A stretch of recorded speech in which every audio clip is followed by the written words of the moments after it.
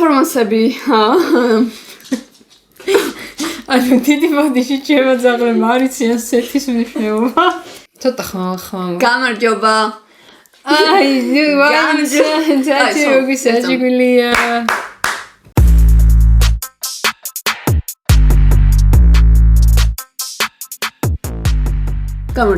გამარჯობა. რა?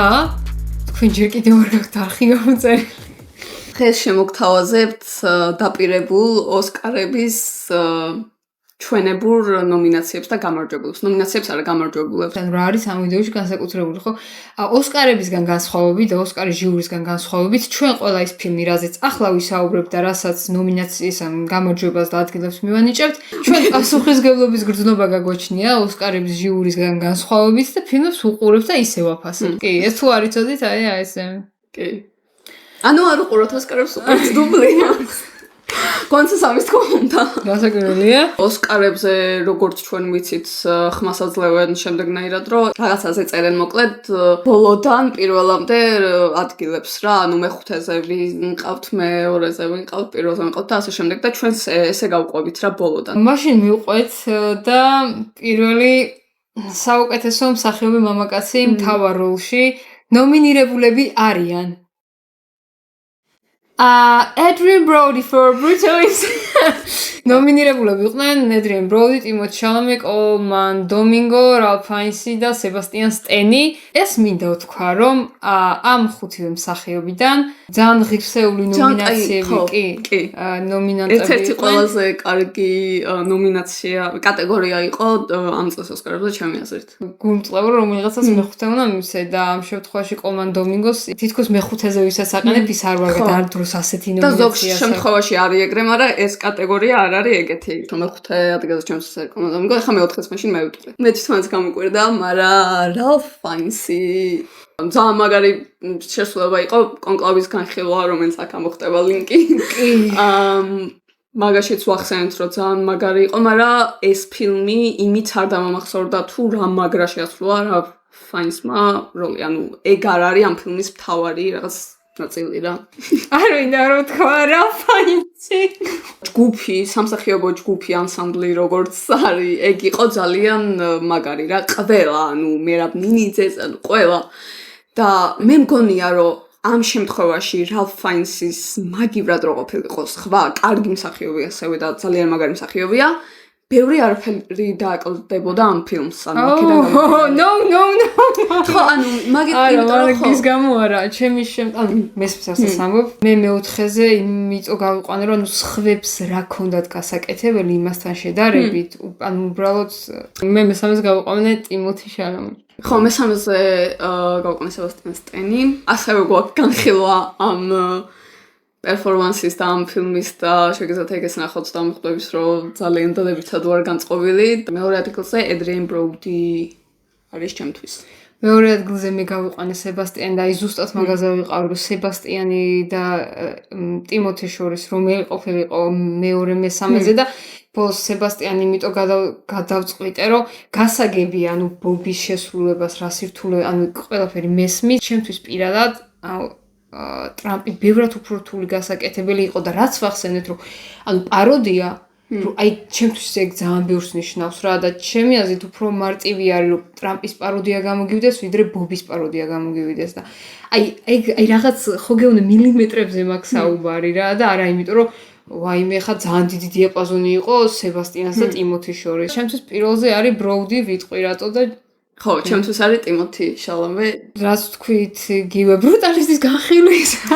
ამ ფილმის ნომერ პირველი ღირსება რომ მსახიობები იყვნენ და აი Brody-ს ამ ხელა ფილმში წამი არ იყო, რომ ერთ მომენტში მაინც დავფიქრებული იყავი, რომ აი იქნებ სხვას.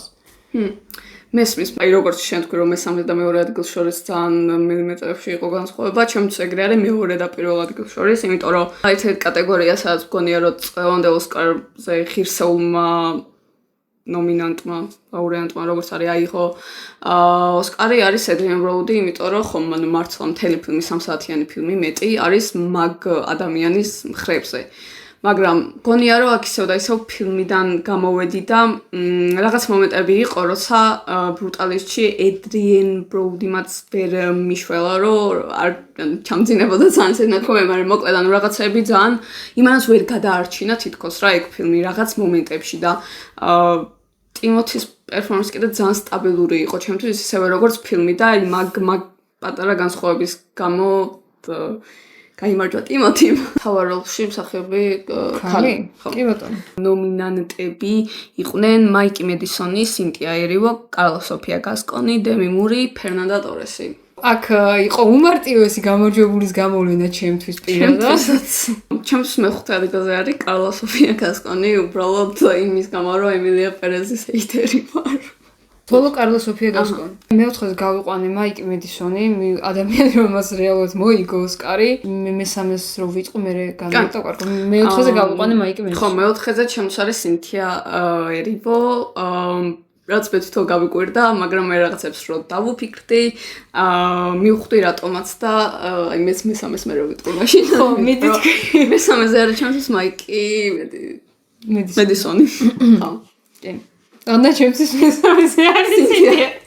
ჩემი აზრით მაიკი მედისონს რაც დაავალეს, ისე გააკეთა, როგორც უნდა გაეკეთებინა, მაგრამ თვითონ დავალება არ იყო ისეთი, რომ ოსკარი აიღო კი არა საერთოდ რა უნდა იმგო. ძალიან გაალამაზა ეს საღამო, ამას ვაღიარებ.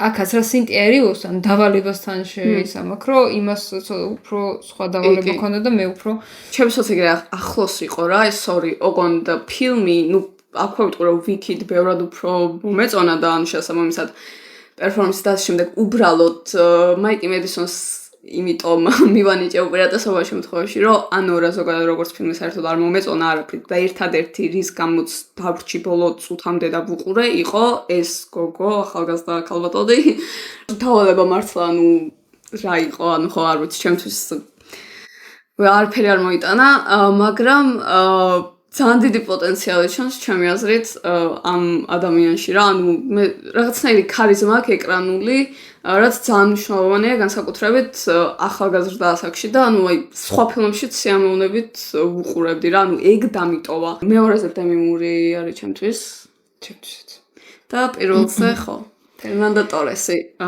პირველზე ფერნანდა ტორესი არასაკვირველია, ოღონ ეს არის ის შემთხვევა, რომ სადეს 4 და სადეს კალე. ხო, არ ვიცი ეგ ზოგადად შეიძლება თუ არ ოსკარებზე, მაგრამ ისეთ შეგრძნება აქვს, რომ მოიგო ფერნანდა ტორესი დედამისაც აიყვანდა, ანუ ერთად ავიდოდნენ სცენაზე და ეგრე უნდა ყოფილიყო, იმიტომ რომ ის ბოლო 15 წუთს აი ერთი არიან მეორე ხარისხოვანი მსახიობი მამაკაცი. ნომინირებულები ბრძანდებოდნენ კერინ კალკინი, იურა ბორისოვი, ედვარდ ნორტონი, გაი პირსი და ჯერემი სტრონგი. იურა ბორისოვი და საერთოდ რა უნდოდა? ჩემთანაც იურა ბორისოვი. ფოიმ რატო? გაგვივარტეთ ათათუში. ეს მე მგონი იურა ბორისოვმა ჩემთან მოიგო. მეოთხე ადგილი გაი პირსი. ჩემთან კერინ კალკინი. მესამე ადგილი ჯერემი სტრონგი მოდი. Oh my god. ედვარდ ნორტონი ჩემთან. მეორე ადგილი ჩემთან არის კერინ კალკინი. ჩემთან ედვარდ ნორტონი და პირველზეა ჯერემი სტრონგი. ჩემთან გაი პირსი. Okay. ვაუ, ეს რა საინტერესოა. ანუ მე აბსოლუტურად მესმის შენ რატო გაიყვანეს მე ასე როგორც არ მეც მესმის კი. იმიტომ რომ ყველაზე მარტივი იყო მეხუთე ადგილი. თვითონ მოვიდა. მინდა აქაც აღვნიშნო მაინც რომ სუბიექტურობა აქაც ალბათ აქაც ითამაშა რაღაც როლს სუბიექტურობა ჩემ შემთხვევაში, იმიტომ რომ Succession-ის ძალიან ფანი ვარ, ძალიან მიყვარს კერინ კალკინის და ჯერემი სტრონგის Succession-დან. და შეიძლება მაგიტომ გადავანაწილე ესე. ჯერემი სტრონგის პერფორმანსი იყო ყველაზე, ეს ვთქვათ, დაუვიწყარი ჩემთვის ამ ხუთეულიდან და ზოგადად ვცდილობ ხოლმე რომ როცა აი ფილმს უყურებ და იმის აი რაღაც გარკვეულ დროის შემდეგ ვაფასებ მსახიობის თამაშს ვცდილობ რომ ზოგადად ესეა რომ ვისიც უფრო გამახსოვდება რაღაცით ესე იგი იმან უფრო იმოქმედა ჩემზე და ის უფრო მნიშვნელოვანი აღმოჩნდა ჩემთვის და ამ შემთხვევაში ეს იყო ჯერემი სტრონგი. მიუხედავად იმისა რომ გაი პირსიც ძალიან ხან მივხვდი რომ გაიპირსი, იმიტომ რომ იყვანე მეოთხეზე რომ ეს ისხება. ყოფილა დარჩი. ხო, არა. ხო, ერთს ვიტყვი იმაზე, რომ კერენ კალკინმა მოიპოვა აქ ოსკარი და ოსკარები როდესაც იყო, მაშინ არ მქონდა ეს ფილმი ნანახი, მაგრამ მე რომ ნახე, ჩემს აბსოლუტურად გასაგები იყო და საერთოდ არ მქონია უკმაყოფილება, რომ რატო აიღო ამ ადამიანმა ოსკარი. ცოტა შეიძლება ისე ჟღერდეს, მაშინ მეოთხეზე რამ გაგაყვანინაო, მაგრამ ჩემ შემთხვევაში გაიპირსმა გაიმარჯვა, იმიტომ რომ აი რა სხვა სახეობებთან აქ ვინც ჩამოთვალეთ, ის არ მქონია რაც ამ კასთან იყო. რა ეფექტითაც შემოვიდა, ის ეფექტი პირიქით პროგრესი განაცდებინა, ოღონ ეს არ იყო ესეთი რაღაცა, ისე ნაბიჯ, საფეხური. აი ეს იყო ჩემთვის ძალიან მომხიბლელი. დარჩენილი ხა ჯერემი სტრონგზეც მაშინაც რომ ვადიდე და აქეთ გასაგებია. კიერინზეც კიდე თქვი რომ ხო ამ დამსახურებულად ამ ადამიანმა ნამდვილად აიღო და ედვარდ ნორტონი კიდე მიქას თქვით, ანუ განხილვებში კარგად გვაქვს რა და მაგით უბრალოდ ამ შემთხვევაში ძალიან დიდი დისონანსი იყო, რომ შენ მეოთხეზე მე გავამარჯვებინე, მაგრამ იგივენაირად ეხლა როგორც მოხდა, ხო. ქალბატონებში მეორეხარისხოვან როლში ზოე სალდანა. ზოე სალდანა, მონიკა ბარბარო, არიანა გრანდე, ფელისიტი ჯონსი, ისაბელა როსელინი. მე 5 ადგილით დავიწყებ მაშინ ეს შემთხვევა როცა არ ვიცი ძალიან ვიჭირს ამის თქმა, იმიტომ რომ მეც ისევე მიყვარს როგორც ალბათ თქვენ და ისევე მაფასებ და ძალიან მაგარი სახეობია, მაგრამ ისაბელა როსელინი ამ შემთხვევაში ამ როლით ჩემს მე-5 ადგილზეა, იმიტომ რომ მე მგონია რომ ოსკარები როგორც ვიცით ხო ნაწილი შეიძლება მეტი 50%-ზე მეტი შოუა. ზოგ შემთხვევაში ისეთი რაღაც ხდება რომ თითო როლში კი არ აფასებენ მსახიობს. აი როგორც ნობელის პრემიას აძლევენ ხოლმე მაგალითად რომ აი კარიერას ითვალისწინებენ და შემდეგ ეგრე ხდება და მგონია რომ ესეც რაღაც კარიერისთვის მიცემული ნომინაცია იყო, იმიტომ რომ კი, ანუ რაც ქონდა როლი და რაღაც მშვენივრად შეასრულა და ასე შემდეგ, მაგრამ აი ესეთი მართლა არაფერი არ ქონია, რომ აი ჩემთვის მე-5-ზე არის ზოე სალდანა და ვიტყვი რატომ. ერთადერთი ემილია პერეს ამ ფილმმა, რაც დადებით იქნა და კარგი რაც გააკეთა, იყო ისე როგორც იქნა საბოლოოდ თელ სამყაროს აჩვენეს, რომ ზოე სალდანა არ არის ნიჭიერი მსახიობი. აქაც ხო გამორა არ უთამაშეთ გომორა რავი რომელია სწორი. აქაც ხო ის გრიმ, ანუ 5 კილოიანი გრიმი არ უკეთია, რომ ვიღაცა მერე თქვას, რომ იცი რა ასეთი გრიმი ეკეთა და ეხა იქ ემოციებს როგორ გამოხატავდა, ის ხელს უშლის. აქაც ეგ ხო არ ყოფილა. აი დიდი მადლობა ემილია პერესის შემქმნელებს. მე-4-ზე ვინ ყავს? მე-4-ზე იზაბელა როსელინი ყავს. მე-4-ზე მე მყავს არიანა გრანდე და ანუ ეს თქო მე-3-ზე მყავს ზოე სალდანა. აქაც ძალიან საურია, მაგრამ მე-4-ზე რადგან გავიყვანეს სინთია ერივო, რაღაცა ანუ არიანა გრანდე რომ მე-3-ზე გამეყვანა ეხა იქნებოდა ძალიან დიდი სხვაობა ჩემთვის, იმიტომ რომ ანუ ამ სინთია ერივო უფრო მომეწონა ფილმში როგორც მსახიობი, მიუხედავად იმისა, რომ არიანამ ძალიან გამარკვირვა, იმიტომ რომ არ ველოდი ასეთ შესრულებას, მაინც აი რაღაცნაირად გულბეთა აღრებოდა, რომ არიანა დაბესვა იმაზე წინ მოკლედ და ამის გამო არის მე-4-ზე და სადანია მე-3-ზე, იმიტომ რომ ემილია პერესში ყველაფერი საშინელება იყო, მაგრამ ყველაზე ნაკლებ საშინელება იყო ჩემთვის ეს. Oh girl. ჩემ მე-3 ადგილი არის არიანა გრანდე, ნამდვილად რაც თქვი. აი ეს გოგო Don't Look Up-ში ყავდა ნანახი, მაგრამ იქ ისეთი როლი. უბრალოდ იქაც რაც მიცეს, რავი, ძალიან კარგად გააკეთა იქაც, ანუ რაც ქონდა გასაკეთებელი. აქაც მით უმეტეს რომ პროფესიით მსახიობი არ არის. ხო, ეხლა რა შეიძლება მეორე და პირველი. ჩემთვის არის მონიკა ბარბარო მეორე ადგილსანი. აი აქ ბევრი ვიფიქრე, მაგრამ ფელისიტი ჯონსი გავიყვანე მეორეს. საინტერესო. და ხო, ანუ ჩემს არის ფელისიტი ჯონსი პირველზე და ჩემთვის მონიკა ბარბარო. მე მგონი ბრუტალისტის განხილვაშიც თქვი, რომ ფელისიტი ჯონსი იყო ჩემთვის ერთ-ერთი საუკეთესო ნაწილი ამ ფილმის, ანუ იქიდან გამომდინარე თუ როგორი პერფორმანსი დადო ედრიენ ბროუდიმ, შეიძლებოდა რომ დაჩრდილულიყო ამის როლი და ასე შემდეგ, მაგრამ არც ერთ სცენაში არ დაჩრდილულა, პირიქით, აი რაღაც მომენტები ეხლაც აი თვალწინ რომ იდგას, ყველაზე მეტად ეხმარება ალბათ, ნუ გაი პირსთან ერთად ამ ფილმის არსებობაში და იმაში, რომ საერთოდ ვლაპარაკობთ ახლა ამ ფილმზე და მონიკა ბარბაროს რაც შეეხება, ხო, თავიდან მიუხედავად იმისა, რომ Complete Unknown ძალიან მომეწონა, და ვერც მივხვდი, რომ ანუ რაღაც ჩემთვის არ იყო გამორჩეული ფიგურა ამ ფილმიდან, ამ ადამიანის თამაში, მაგრამ ხო რა რაც ითამაშა, კარგად ითამაშა და კარგად იმღერა. მონიკა ბარბარო ჩემთვის ამ თაობაში ჩემთვის არის რამდენიმე მსახიობი, რომელსაც შეიძლება ვისი იმედი კონდეს რეჟისორს და აი არაფერი საფიქრალი არ კონდეს რეჟისორს ამ ხრივ რომ აი რაღაცა როგორ მიუდგე რა გავა. ერთი არის სოშა რონანი. დაკოტა ფენინგი, რომელიც რატომღაც ანუ ძალიან არ აქვს დანებებული თამსახიობისთვის, რატოღაც ძალიან პასიურობს და აი მონიკა ბარბარო ჯერ არ არის ხა დაკოტა ფენინგის და რონანის იმაზე, მაგრამ მგონია რომ აი 1-2 როლი შეიძლება ერთიც გააჩნიას. აი ჩემთვის მე ასე დავინახე ეს გოგო. და ის ეხლა რაც თქვით იმაზე, მე კი მედისონზე რო თქვი რომ ან ნიჭიერი გოგოა, ან უდაოდ რაღაცა, მაგრამ ჩემთვის ან მონიკა ბარბარო უფრო დავინახე ეგეთ მსახიობად ვიდრე ის. კოსტუმებში ეს ფილმები იყო ნომინირებული. Wicked, A Complete Unknown, კონკლავი, გლადიატორი, Second და Nosferatu. მეხუთე ადგილი ჩემთვის არის Complete Unknown. ხო, ჩემთვის ეს. ხო. და Nosferatu არის ჩემთვის მეოთხეს. ჩემთვის გლადიატორი არის მეოთხეზე. Complete Unknown-ზე იმას ვიტყვი, რომ რაღაც ყველაფერში მაგარი ფილმი იყო და კოსტუმების რა თქმა უნდა ეპოქ შესაბამისი იყო. ვერ ხვდები ეგ ხო ანუ ძალიან მარტივი და მინიმალური მოთხოვნა ფილმისგან, ანუ რატო იყო ნომინირებული, მაგასაც ვერ ხვდები, ანუ განსაკუთრებული არაფერი არ იყო. მით უმეტეს როცა ფოტოები მოიძებნება და ასე შემდეგ, ანუ არ ვიცი, ძალიან ის არა.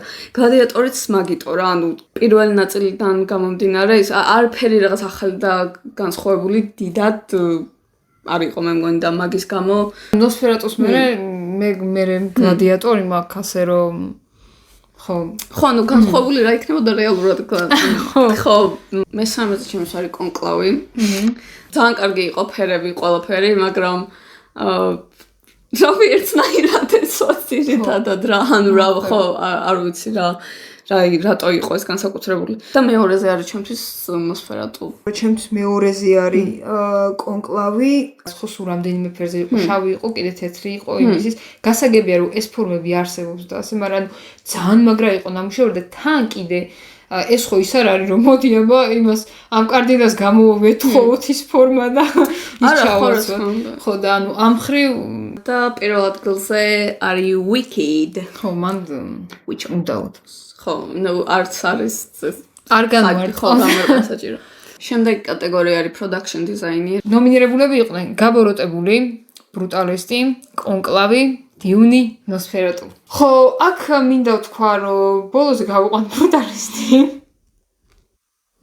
გახსოვს AI და ის რო იმოსკენ. ხო. შენობებში გამოიყენეს რეალურად, ხო, ანუ ზუსტად რაში მეც არ ვიცი, ამიტომ ხო. ხო, და კი შეიძლება იყოს ამ თქვას, რომ ეს რაღაც მხატვრობა არის და ამიტომ ეგ უნდა შეაფასო, მაგრამ ან უბრალოდ AI-ით გაკეთებულ ფილმს ვერ გავიყვანდი რა, მეხუთეზე ჩემს არის Nosferatu.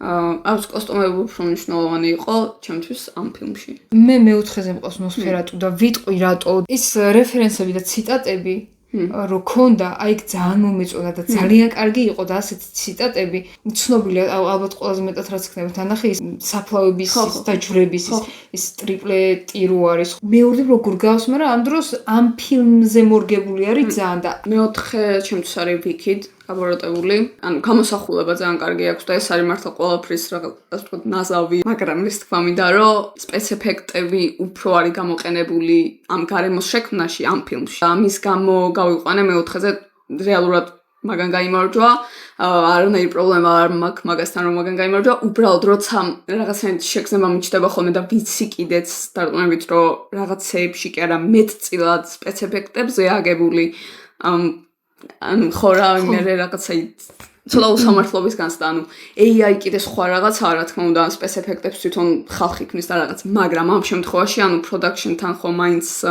წინააღმდეგობაში მოდის რა ის სპეციფექტები. მე მესამეზე გავიყვანე გაბოროტებული და რატო? ბოლო სამი რაც დამრჩა, იმაზე მართლა ისე რაღაც თითიდან გამოწვეული ლამის მომიწია, მაგრამ ზუსტად ახლა შევასქვი, ეგ იყო ჩემთვისაც მიზეზი, რომ უფრო მარტივად გამიყვანა, იმიტომ რომ რაღაც ეპიზოდებში ან მართლა ძალიან მაგარი იყო, განსაკუთრებით დიდ ჯადოქართან რომ მიდიან იმ ოთახში, რაც ხდება, ძალიან მაგრად გვაკეთებულა დიდი ნაწილი ფილმის არის გადაღებული ეგრეთ წოდებულ მწვანე ოთახში და ამ შემთხვევაში ალბათ ლურჯი იქნებოდა, იმიტომ რომ მწვანე ის ქალი. ხო და ხო, ანუ ამ ხრივ მიუხედავად იმისა, რომ რას ვქვით, რომ გამარჯვებული არის როგორ, მაგრამ ხო რა, მესამეზე მიყავს ბრუტალისტი და მინდა დავთქვა, რომ ეს ბოლო 3 რაც იყო, ну პირველ 2-ში გამიჭირდა, თორე ბოლო 3 ჩემთვის დიდი მნიშვნელობა არ ქონდა, რომელზე დავაყენებდი რა ამ შემთხვევაში ამ კატეგორიაში. მეორეზე დიუნი მაქვს და როცა გაგრძელება არის ხოლმე ფილმებისთან, ანუ ესე რაღაც პირდაპირი რა, ანუ ხო არის ესეთი ფილმებიც, რომელსაც გაგრძელება ისეთი აქვს, რომ სულ სხვა რაღაც დაშჭირდეს production design-შიც და კოსტუმებშიც რა, მაგალითად ჩიმშილის თამაშები რო ვთქვა, სხვა არენა და ასე შემდეგ. ამ შემთხვევაში მაინც ისევ სუბიექტურად, იმიტომ რომ უბრალოდ ძალიან მაგრა არის გაკეთებული და ვიცი რომ დენი ვილნიოვი ნაკლებად, რაც შეიძლება ნაკლებად იყენებს სპეცეფექტებს და მეტად იყენებს ბუნებრივ მასალას, ასე ვთქვათ რა. და აქედან გამომდინარე, მაინც მეორეზე გავიყვანა, იმიტომ რომ უბრალოდ ძალიან მაგრა არის ნამუშევარი ბუნებრივ გარემოს და ატმოსფეროზე და ხო. მეორეზე გავიყვანი დიუნი, ინტერიერის კადრები და შიგნით რაც ხდება რაღაც გადახურულ სივრცეში და ძალიან მაგარია და თან ზუსტად იცი რომ სპეციფიკები არ არის და და ნუ მაგიტყვა ძალიან მაგარი და იგივე წეხან ის რო ახსენე არენა და ის ან ძალიან მაგარი იყო ძალიან მაგარი რა სიმბოლიზმი იყო ძალიან მაგრა ჩართული რომ ეს კოლოზეუმის წრიდან რო გადაიტანა და სხვა ან ძალიან მაგრა იყო ეგეთ რაღაცებზე ნამუშევარი პირველ ადგილზე დიდი ბოდიში, მაგრამ მან ძალიან შორს იყო კონკლავი ყველასგან და ყველაფრისგან აბსოლუტურად. გასაგებია რომ ერთ ოთახში არ არის თორმეტი განსხვავებული ვაკასისავით გადაღებული, მაგრამ როცა ერთ სივრცეში ან ჩაკეტილ სივრცეში გადაღებული მთელი ფილმი ძალიან რთულია ისე მართო რომ აქაც ხო რაღაც მოცემულობა რეალურად არსებობს ის შენობები, რაღაც ინტერიერი რა როგორ არის ხო რეალობაზე აქ საუბარი. ზუსტად ეს რეალობა როგორ უნდა მოარგო, ან მაგაზე რა მაგრად აქ ნაფიქრი. ჯერ ცალკე ხო რომ რეჟისორის ის რა იყო და მე რა მაგრა გაუგო არტ დიზაინერმა და ეს როგორ ააგო კადრის და მე ოპერატორთან როგორ იმუშავა. ხმაზე გადავიდეთ ხმის დიზაინზე. ამ ნომინაციაში ნომინირებულები იყვნენ დიუნი, სრულიად უცნობი, ემილია პერეზი, გაბოროტებული და ველური რობოტი. მეხუთე ადგილი ემილია პერეზი. რა შენ მიუზიკლი გაიყვანება ადგილზე? კი, მეც. მეოთხე ადგილი. ველური რობოტი. არა, მესამე ადგილი გაბოროტებული, Wicked. ბოდიში, მაგრამ სრულიად უცნობი დავთქვა. იმიტომ რომ ცოტათი უფრო Wicked იყო ჩემთვის. აქაც ანუ აქ საუბარი არის მილიმეტრებზე. მეორეზე სრულიად უცნობი ჩემთვის და პირველზე არის დიუნი. მარტო აი ეს ქვიშაზე სრიალის ხმა არის. აი ხა ესე ნახე გამახსენე და დამბურძგლა. ანუ მარტო ეგეც კი. რა არ დამბურძგლა? კი.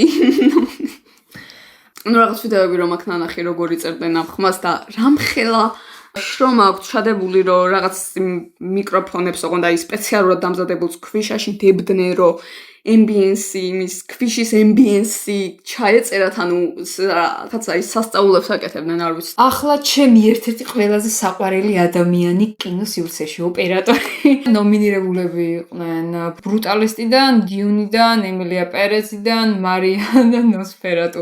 ახლა თუ გამოიწვია ბოლო ადგილზე.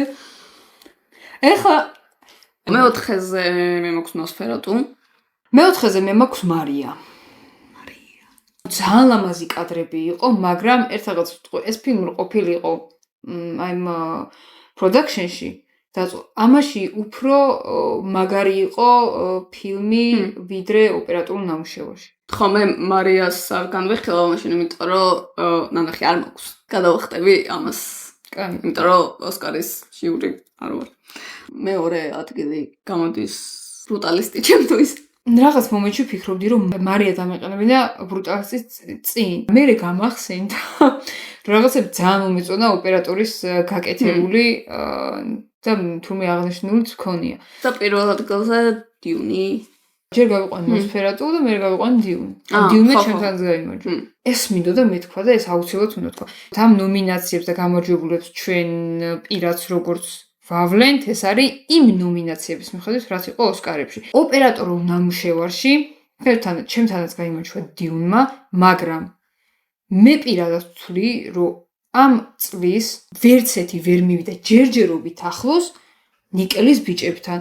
ამ ფილმის ოპერატორული ნამუშევარი, არა ნომინირებულიც კი არ იყო ხალხო, ნიკელის ბიჭების ოპერატორული ნამუშევარი იყო რაღაც სიგიჟე. აი, ცალკე პერსონაჟი იყო, პლუს ერთი პერსონაჟი იყო კამერა. აი, ეგ როგორ მოხდება ლინკი. როგორ არ იყო ნომინირებული, უბრალოდ ვერ ხვდები. შემდეგი ნომინაცია გახლავთ საუკეთესო მონტაჟი და ნომინირებულები იყვნენ ანორა, ბრუტალისტი, კონკლავი, ემილია პერეზი და გაბოროტებული. მეხუთე ადგილი ემილია პერეზი. რაში მონტაჟში? კი. ბრუტალისტია ჩემთან მეოთხე ადგილი. ჩემთან ანორა. მესამეზე ჩემთან ანორა. ჩემთან ბრუტალისტი. მეორეზე არის Wicked. და პირველზე კონკლავი, უბრალოდ მე მგონი კონკლავზე ძალიან გასაგებია, რატო იმდენი ვინაყოფა? უბრალოდ ის უნდა აღნიშნო, რომ ორი რამე არის ძალიან უსამართლობა. ერთი რომ დიუნი არ იყო ნომინირებული და მეორე რომ ჩელენჯერსი, გვადანინოს ჩელენჯერსი რომ მონტაჟში არ იყო ნომინირებული, ჩემი აზრით ძალიან დიდი დანაშაულია. ისევე როგორც ორიგინალურ მუსიკაში, კომპოზიციაში აუცილებლად უნდა ყოფილიყო, ეგ ფილმი მონტაჟში ნომინირებული უნდა ყოფილიყო ჩემი აზრით. მაგრამ ნებისმიერ შემთხვევაში მაინც კონკლავს მივცემდი. ისინი რომ ყოფილიყვნენ, მაგრამ უნდა ეხა ესე ემილია პერეზი და ანორა რატო საერთოდ რატო? თუნდაც ბრუტალისტი, მაგრამ ეს ორი განსაკუთრებით. არა ბრუტალისტიც, იმიტომ რომ ბრუტალისტის ვიდეოში ვილაპარაკეთ, რომ მონტაჟი ნამდვილად არის ამ ფილმში ერთ-ერთი ყველაზე სასუდაობა. და კონკლავში კიდე უბრალოდ არ ვიცი, მართლა სიჩუმეზე აგებული ფილმია, ჩაკეტილ სივრცეში ყველაფერი მუშაობს მონტაჟით. თუნდაც როზელინის პერსონაჟი მონტაჟით მუშაობს. ეს ფილმი არის მონტაჟი მთლიანად. როგორც უნდა იყოს ყველა ფილმი, იმიტომ რომ ხო მონტაჟს უნდა კონდეს ძალიან დიდი მნიშვნელობა, რაც სამწუხაროდ ბოლო დროს უფრო და უფრო ნაკლებად ჩანს და ძალიან გამიხარდა, რომ აი კონკლავში მაგალითად ძალიან პირიქით აი წინ იყო წამოწეული ეგ. ორიგინალურ სცენარს ვიტყვით. ამ ორიგინალურ სცენარში ვიტყვით იმას, რომ 5 სექტემბერი არ გვაქვს ნანახი. ჩვენ 4-ს დავასახებთ და არა 5-ს, იმიტომ რომ რაც არ ვიცით, იმის შეფასებას არ დავიწყებთ ოსკარის ჟიურისავით. ანორა, ბრუტალისტი, ნამდვილი ტკივილი და სუბსტანცია. ძალიან სუსტი კატეგორია. პირდაპირ ვიტყვი, რომ არის ძალიან სუსტი კატეგორია, იმიტომ რომ არც ერთი ფილმის დადებითი მხარე არ არის დრამატურგია. რო გავიგე რომ კონკლავი იყო ადაპტაცია, არ ვიცოდი რომ ის იყო. ეხლა თქო და კონკლავს, რატომღაც გადავწყვეტ რომ ძალიან ჩავთვალე რომ ეგ იყო დაწერილი სცენარი, რაღაც ეგეთი ფილმია. ხო. მეოთხეზე ჩემთვის ალბათ არის ნამდვილი ტკივილი. როგორც სცენარი, ხო? მესამე ალბათ ანორა. მეორე ჩემთვის არის ბრუტალისტი. არიცინანაირად მოხდა რომ სუბსტანცია გაიგო. აი ესეთი კატეგორია. და ერთ-ერთი ყველაზე მეტი რითაც გავალანძღეთ ეს ფილმი იყო სწორედ დრამატურგია. ამდენად ეს ყველაფერს ამბობს ამ კატეგორიაზე, მოდი ამით დავასრულოთ. წლის საუკეთესო ანიმაციური ფილმი, რომელსაც ჩემ აზრს მოგახსენებთ, იმიტომ რომ თათა არის ძალიან უპასუხისმგებლო ადამიანი. ხოლოდ ორი მაქვს ნანახი, ამიტომ გავჩუმდები. ნომინირებულები იყვნენ Flow, თავდაყირა, მეორე ნაწილი, Memory of Snail, Wallace and Gromit და The Wild Robot. დავიწყებ მეხუთე ადგილით Wallace და Gromit, რომელიც ასეთი სტილის ანიმაციები უბრალოდ ატანა არ მაქვს ასეთი ანიმაციების. რაც შეეხება მეოთხე ადგილს, Inside Out-ი, მესამეზე ველური რობოტი, რომელიც არის ანიმაცია სიყვარული და ეს განხილული გვაქვს. და ითქვე რომ იცოდეთ მე რა დამემართა Memory of Snail თუ Flow-ზე, უბრალოდ მეორეზე Memory of a Snails გავიყვან და Flows ოსკარი ეს ობიექტურად მე მეგონა ისე შემამზადე მეგონა რომ flow გადაწია. ხო და არა Memory of a Snail ან ძალიან მე აუცილებლად ვუყურებ ამ უნიშნელოვანეს კატეგორიას. რეჟისორი, საუკეთესო რეჟისორი. ნომინირებულები არიან შონ ბეიკერი, ბრეიდი კორბე, ჯეიმს მანგოლდი, ჟაკ ოდიარი, კორალი ფარჟა. მეხუთე ადგილოსანი არის ჟაკ ოდიარი. ემილია პერესის რეჟისორი. ხო, რა თქმა უნდა მეოთხე ადგილი. აი ხა უნდა თქვა რაღაც. აბა მიდი. მეოთხე ადგილზე გავიყვანე ანურა. კი. მე მყავს მეთხეზე ბრედი კორბ. ხო, ანუ არ მგონია რომ ჩვენი განხილვა თუ აქვთ ნანახი, ვინმეს ეს გავუკვირდეს, იმიტომ რომ რავი რეჟისორზე ძალიან მარტო кайფს გვიმარტო რომ მესამეზე კორალი ფარჟა. ვაუ, ანურას გამარჯვები. ბრუტალისტის მერე ეგრევე უნდა თქვა წესით სუბსტანცია რა. ადამიანმა, ანუ იმიტომ რომ მე ეგრე მაქვს ანურას მერე ბრუტალისტი და მე მაქვს კორალი ფარჟა. და პირველზე ორივე ჯეიმს მანგოლდი. ჯეიმს მანგოლდი. ჯეიმს მანგოლდი რასაკვირველია. დენი ვილნიოვი და ლუკა გვადანინო. რატო ეზიზღებათ ოსკარებს ეს ორი ძალიან მაგარი რეჟისორი? ხო, ეს შონ ბეიკერი. მიუხედავად მე ძალიან მიყვარს ეს რეჟისორი და ფლორიდა პროჯექტი არის უბრალოდ ფილმის სიყვარული და ფილმი ასე შემდეგ და ფილმი არ იყო თვითონ ისეთი რომ რეჟისორი სად უნდა წარმოჩენილიყო და ამ ფილმებში ბრუტალისტში და სუბსტანცია იყო ის ფილმები სადაც რეჟისორი უნდა წარმოჩენილიყო და სუბსტანციაში ჩვენ დავინახეთ რეჟისორი კი უბრალოდ ხო ანუ ხო რასაკვირო მაგხრი ასა მე მახსოვს კორალი ფარჟასა შენ თქვი ესეთი წინადადება რომ სცადოს კიდევ რაღაც ეგეთი სადოს კიდე ხო და ანუ მაგიტო და ბრედი კორბეზე კიდე უბრალოდ რო ძალიან დიდ რაღაცას შეეჭიდა საუდგომ რაღაც ისეთი ისინი ქონა ნაპოვნი რაც თვითონვე შეძლო და ფილმი იყო წარუმატებელი რეალურად როგორც სურათი ვერ შედგა და ბრუტალისტმა გადაინაცვლა მეოთხეზე და ანურა მესამეზე მეხუთე ჟაკ ოდიარი, ბრედი კორბე, შონ ბეიკერი, კორალი ფარჟა და ჯეიმს მანგოლდი. ესაა ჩემი საბოლოო ვერსია. მიიღეს თუ შეიძლება. გვადანინო და ვინმე ვახსენეთ, მაგრამ კონკლავზე ანუ ხო, ეგ უნდა მეთქვა. აი წეხა რო ვახსენე, რომ ეს ფილმი მეგონა ორიგინალი სცენარის მიხედვით გადაღებული, ძალიან დიდი ბოდიში, მაგრამ ეგ ყველაფერი არის აბსოლუტურად რეჟისორის დამსახურება. მახსოვს ნომინაციები რო გამოსხდა და მაშინაც ჩემთვის პირველი შოკი იყო რომ დენი ვილნიოვის ad არის, იმიტომ რომ მართლა არც ვერ წარმოვიდგენდი რომ წელსაც ესეთ რაღაცას გავუკეთებდნენ და შემდეგი რეაქცია იყო რომ what the fuck სად არის ედვარდ ბერგერი? არ არის ედვარდ ბერგერი. უნდა იყოს ედვარდ ბერგერი. რო ყოფილიყო ჯეიმს მანგოლდი ძალიან მიყვარს, მაგრამ ედვარდ ბერგერს გამარჯვებინებთ. კი აქ უბრალოდ ისეთი ლაინაპია რომ ხო ჯეიმს მანგოლდი ან პირველი გქონდა გამზადებული და იმას ვალაგებდით აგერ ბოლოს გადავალაგე რომელი უარესია. ეხლა გადავედით მთავარ კატეგორიაზე საუკეთესო კინოსურათი.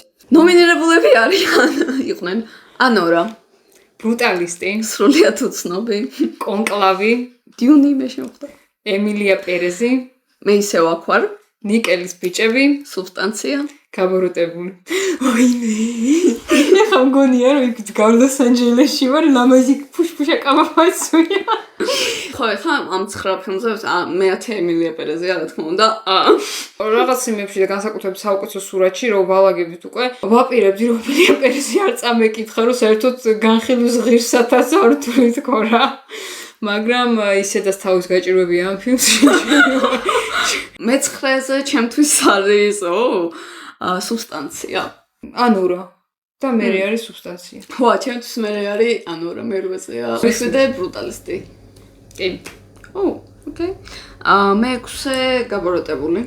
ხო, იმიტომ რომ ახლა იწყება წესიერი ისინი ფილმები. კი, ხო, თეული არის მართლა, რაზეც იწვალე და შეიძლება და სხვანაირად დასამალაგებინა, მაგრამ მოდი როგორც დავალაგე ისე ვიტყვი. მე-5-ზე არის ისევ აქ ვარ. როგორც ფილმი კი. მე-4 არის ჩემთვის სრულიად უცნობი ბოდიში. ჩემთვისაც. მაშინ არანაირი ბოდიში. რატომ მე ბოდიში ვადო? თვითონ ძალიან გიყვარს. მე-3-ზე არის ნიკელის ბიჭები, ჩემთვის ხო, აქ ძალიან ძართული იყო, აი სამეული განსაკუთრებით ძართული იყო. მე არ ვიცი ვის გამარჯვებინე, მაგრამ ანუ მესამეზე დიუნი უნდა თქვა, იმიტომ რომ ნიკელის ბიჭები ჩემთვის ანუ არ ვიცი ეგ ფილმი. ეს კი. მეორე არის ჩემთვის დიუნი. და ნუ ჩემთვის ნიკელის ბიჭები არის მეორე და პირველი არის ოკლავი. ამედას სულ ეს იყო. დაგვიწერეთ კომენტარებში თქვენი აზრით. პირველ რიგში მადლობა გვიყურებთ. ძალიან დიდი მადლობა ნახვამდის გამოგვიწერეთ და მომავალ შეხვედრამდე.